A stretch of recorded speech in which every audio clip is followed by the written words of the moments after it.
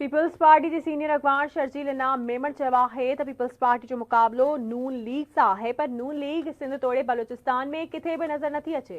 PP अगवान ऐं अॻूणे सूबाई वज़ीर शर्जील इनाम मेमन जी 7 फौजी कलंदर शहबाज जे मज़ार ते हाज़िरी भरियईं ऐं आम चुननि में पीपी जे कामयाबीअ लाइ दुआ पिणु घुरी। उन दौरान ॻाल्हाईंदे शर्जील इनाम मेमन चयो त बिलावल भुट्टो ज़रदारी सॼे मुल्क में चूंड मुहिम हलाए रहियो आहे। मुल्क जी कुंड कुर्छ ताईं पहुतो आहे, जंहिंजी मुख़ालिफ़ बि तारीफ़ कनि था। पीपल्स पार्टी जे अॻवान चयो त नून लीग सिंध ऐं बलूचिस्तान में हिन महिल ताईं को बि जलसो न करे सघी आहे। इन मां साबित थी वियो त मुस्लिम लीग नून रुगो हिकु सूबे ताईं महदूद आहे।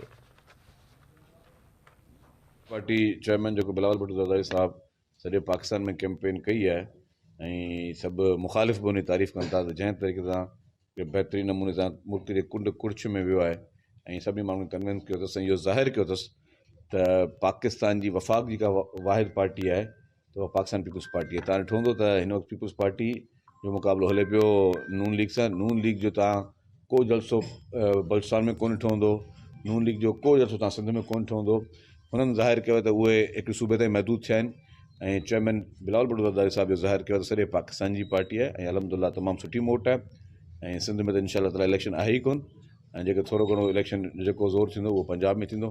उन दंगल लाइ पीपल्स पार्टी इंशाअल्लाह मुकमिल तौर ते तयार। पर ज़ाहिर आहे थी सघे इतिहाद बि करिणो पइजी वञे। तव्हां मूंखे ॿुधायो छा था सम्झो तव्हां जी जे बारे में?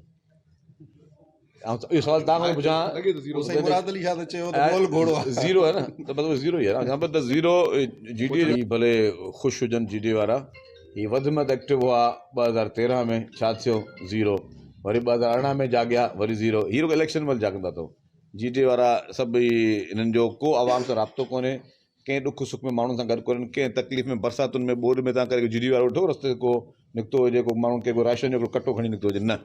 हीअ रुॻो 5 साल जेके घर में सुता पिया हूंदा आहिनि, इलेक्शन में बसि चई कोन सघां। उन सियासी हक़ आहे त भले पंहिंजो वोट वठनि, पर वोट कोन मिलंदो ऐं तारीख़ी शिकस्त थींदी जी डी खे। मुंहिंजे ख़्याल जेको सियासी कैदी हुन ॻाल्हि खे, पीटीआई वारा हिन वक़्तु सियासी कैदी कोन्हनि। पीटीआई वारा 9 में जे दहशतगर्दी में अंदरि आहिनि।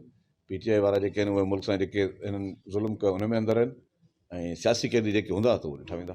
बिल्कुलु 2018 में हिकिड़ो लाडलो नाज़िल कयो वियो, 2024 में बि जेको लाडलो नाज़िल कयो वेंदो त जेको बचो कुझु हाल आहे उहो बि ईंदो हलियो। शहबाज शरीफ़ जी कारकर्दगी इहा आहे त सवाइ लाहौर जे सॼे मुल्क जो को हिकिड़ो शहर ॿुधाए छॾीनि जंहिंमें एज़ अ वज़ीर आज़म वफ़ाक़ जी पार्टी थी, वफ़ाक़ जो नुमाइंदो थी हिन को कमु कयो हुजे।